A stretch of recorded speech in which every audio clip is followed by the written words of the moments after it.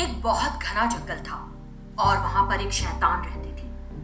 वो शैतान दिन के समय एक औरत के रूप में दिखाई देती थी और सुंदर औरतों का मेकअप करके उन्हें शैतान में बदल देती थी। इसी तरह एक दिन वो सुमित्रा नाम की एक औरत के पास गई। मैडम, मैं आपका मुफ्त में मेकअप करूंगी। इस तरह हम अपने सभी प्रोडक्ट्स के बारे में बताते हैं और ये दिखाते हैं कि वे प्रैक्टिकली कितने काम के हैं। अगर आप हाँ कहती हैं तो मैं आपके चेहरे पर मेकअप अप्लाई करके आपको और भी सुंदर बना दूंगी। ओह ऐसा?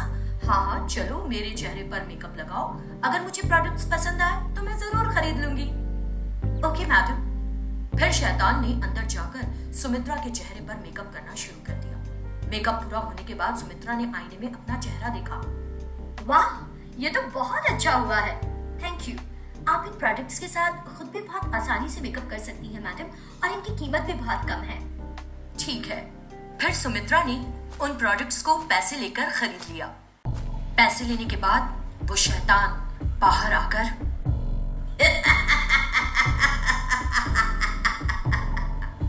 उस दिन सुमित्रा ने रात में अपने कमरे में आईने में खुद को देखा और कहा, इस दुनिया में मेरे जैसे खूबसूरत और कोई नहीं। मेरी खूबसूरती का मुकाबला कोई नहीं कर सकता।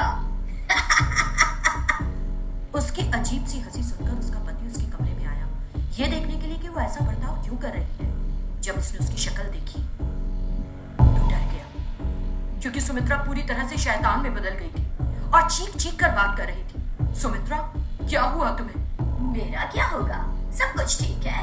तुम चुपचाप यहाँ से चले जाओ। मुझे और खूबसूरत बनने के लिए और मेकअप करना है। मुझे परेशान मत करो। सुमित्रा ने उस पर चिल्लाना शुरू कर दिया। इससे उसका पति डर गया और उसने सोचा, लगता है सुमित्रा शैतान के काबू में है।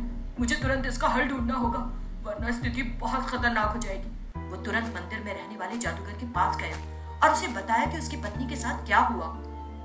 उसकी बात सुनकर जादूगर ने कहा, आप चिंता न करें, मैं अभी एक हल निकालता हूँ। इतना कहकर जादूगर ने कुछ पूजा की। थोड़ी देर बाद वो मेकअप शैतान वहां आ गई और बोली, अरे जादूगर, क्यों बुलाया तूने मुझे?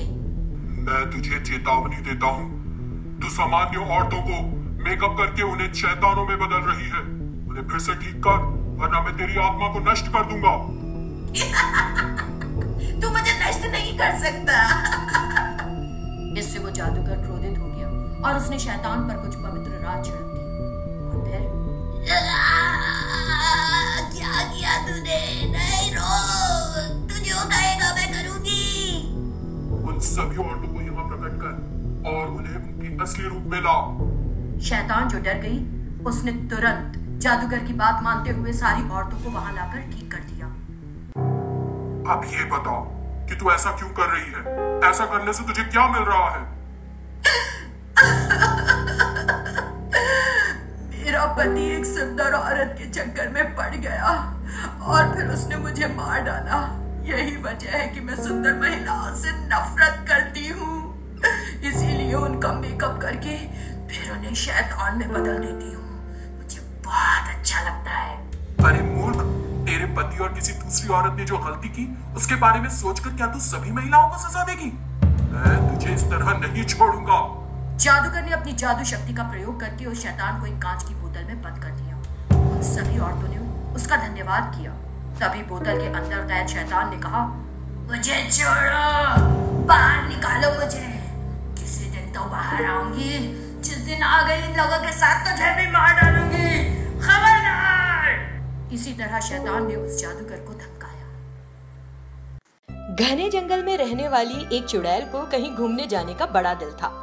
जंगल से होकर एक रास्ता गुजरता था। कई लोग कस्बे में जाते समय उस रास्ते से निकलते थे। ये चुड़ैल उन लोगों को बड़े गौर से देखती थी।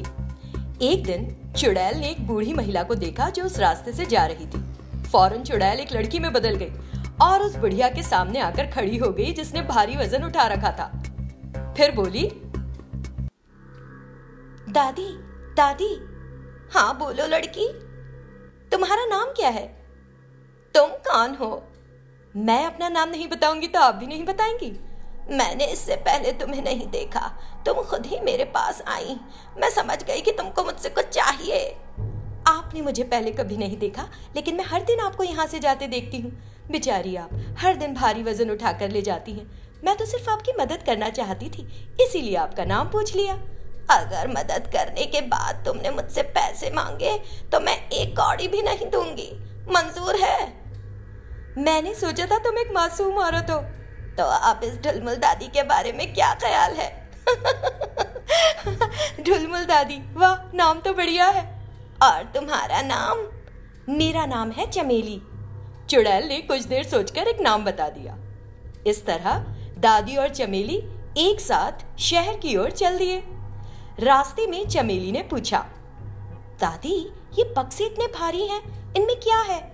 इनमें घी है। मैं 3 दिन में एक बार घी ले जाकर कस्बे के व्यापारी को बेच देती हूँ। आप 3 दिन में इतना घी बना लेती हैं या आप इसे दूसरों से खरीदती हैं? वो बाद में बताऊंगी। तुम यहाँ रुको, मैं अंदर जाती हूँ। घी बेचकर अभी वापस आऊंगी। इतना कहकर वो औरत अंदर चली गई। चमेली बाहर ही खड़ी रही। फिर एक आदमी व्यापारी की दुकान पर आया और बाहर इंतजार करने लगा। चमेली ने उससे घी के बारे में बात करना शुरू कर दिया। आज घी का बाजार भाव क्या है? 120 रुपए प्रति किलो मैडम। ओह, लगता है तुम बड़ी दूर से आए हो। नहीं मैडम, मैं पास में ही रहता हूँ। इसी बीच दादी वहां आ गई। चलो चमेली, हम चलें। रास्ते में थकान की वजह से दोनों एक जगह रुक गईं। दादी, कितने पैसे मिले तुम्हें? मैंने 10 किलो घी बेचा, 60 रुपए प्रति किलो, तो 600 रुपए मिले, लेकिन तुमको एक कौड़ी भी नहीं मिलेगी। चमेली चौंक गई कि कुछ तो गड़बड़ है। फिर उसने सोचा, उस आदमी ने कीमत 120 रुपए प्रति किलो बताई थी। तो वो व्यापारी दादी को बाजार मूल्य नहीं बताकर धोखा दे रहा है। ठीक है दादी, तुम जाओ। अरे, तुमने तो कहा था मेरे साथ रहोगी। अब मैं यूं गई और यूं वापस आई। तुम जाओ। बुढ़िया आगे बढ़ गई। चमेली ने अपनी जादुई शक्ति से घी बनाया और उस धोखेबाज व्यापारी के पास गई। उस व्यापारी ने चमेली को देखा तो पूछा, कौन हो तुम? उस बर्तन में क्या है? ये घी है बाबूजी, मैंने घी बेचने का धंधा शुरू किया है। व्यापारी का लालची दिमाग काम करने लगा। मुझे एक नया सौदा मिला है, इसे फंसाऊंगा और सस्ते दर पर इसके घी को खरीदूंगा। तुमने पढ़ाई लिखाई कहाँ तक की है? मेरे पास पढ़ाई के लिए समय कहाँ है बाबूजी, चाहूं तो भी मैं पढ़ाई नहीं कर सकती। लेकिन तुम एक मेहनती लड़की लगती हो, मुझे घी दे सकती हो। उसने उस घी को तौला और कहा, ये 5 किलो घी है। तुरंत उसे एक थप्पड़ पड़ा। चमेली धीरे से हंसकर बोली, क्या हुआ बाबूजी? ये 5 किलो घी है, प्रत्येक किलो का रेट 50 रुपए है। फौरन उसे फिर चाटे पड़े। चमेली ने अपनी हंसी रोकते हुए कहा, 50 रुपए तो बहुत कम पैसे हुए बाबूजी। मैं क्या कर सकता हूँ, वो आज का बाजार रेट है। अब तो व्यापारी की कुटाई ही हो गई। देखिए बाबूजी, आज बाजार दर 120 रुपए है और मैं 8 किलो घी लेकर आई हूँ। अगर झूठ बोलेंगे तो सजा मिलती ही रहेगी। व्यापारी को अपनी गलती समझ में आई और उसने माफी मांगी। फिर चमेली दादी के पास गई और सारा किस्सा कह सुनाया। दोनों खूब हंसी और दादी ने चमेली को सराहा भी। है श्रवण, जिसका एक छोटा सा बिजनेस था। उसका एक दोस्त था जिसका नाम था शिव। एक दिन की बात है, श्रवण ने शिव से कहा, यार शिव, अब मैं कल ऑफिस नहीं आ पाऊंगा, कुछ काम मेरा बाकी है, प्लीज क्या तुम इसे पूरा कर सकोगे? अरे जरूर, लेकिन श्रवण तुम जा कहाँ रहे हो? अब मैं अपने इन-लॉज से मिलने जाना चाह रहा था यार। उन्हें देखे हुए काफी महीने गुजर चुके हैं, इसलिए सोच रहा था कि चला जाऊं। ठीक है यार, happy journey. Thanks, bye, take care. फिर श्रवण ने घर आकर अपनी पत्नी से कहा, अमृता, मुझे ऑफिस के काम से बेंगलुरु जाना है। अब मुझे कल सुबह ही निकलना होगा, मेरे कुछ कपड़े पैक कर दो जरा। ठीक है श्रवण। इतना कहते हुए अमृता ने सारे कपड़े एक सूटकेस में पैक कर दिए। अगले दिन जब श्रवण जा रहा था, अमृता ने मन में सोचा, ये हर हफ्ते में एक बार ये कहकर बेंगलुरु क्यों जाता है कि इसे ऑफिस का कुछ काम है। मुझे लगता है कि कुछ गड़बड़ है। दरअसल श्रवण अपनी सास के घर या बेंगलुरु नहीं, बल्कि अपनी दूसरी पत्नी प्रिया के पास गया, जो हैदराबाद में ही रह रही थी। श्रवण को देखकर प्रिया ने कहा, आ गए तुम, मैं तुम्हारा ही इंतजार कर रही थी। तुम हमेशा काम का कहकर शहर के बाहर चले जाते हो। अगर महीने में 2 सप्ताह इधर उधर का खाओगे तो हेल्थ बिगड़ जाएगी ना श्रवण। क्या करूं प्रिया, मुझे पहली ब्रांच भी संभालनी होती है ना। अब हुआ यूं कि अगले दिन सरकार ने एक नई बीमारी के कारण लॉकडाउन घोषित कर दिया। जब श्रवण को यह पता लगा तो ओ गॉड, अब मैं अमृता के पास कैसे जा पाऊंगा। तभी अमृता ने श्रवण को कॉल किया और कहने लगी, श्रवण, सरकार ने लॉकडाउन की घोषणा कर दी है, सुना ना तुमने? अब क्या करेंगे? तुम पहले से ही जानते हो कि मैं तुम्हारे बिना नहीं रह पाती हूँ। तुम्हारे बिना 1 हफ्ते निकालना ही मुश्किल होता है, और ये लॉकडाउन तो पता नहीं कब तक रहेगा। कुछ भी करो लेकिन वापस आ जाओ। उसकी बातें सुनकर श्रवण डर गया और बोला, ठीक है, मैं आता हूँ, तुम चिंता मत करो। तुरंत वो घर के लिए निकल गया। रास्ते में एक पुलिस अधिकारी ने उसे रोक लिया और पूछने लगा, अरे आप लॉकडाउन में बाहर क्यों घूम रहे हैं? सर वो श्रवण समझ नहीं पाया। अरे आप इतने परेशान क्यों हैं?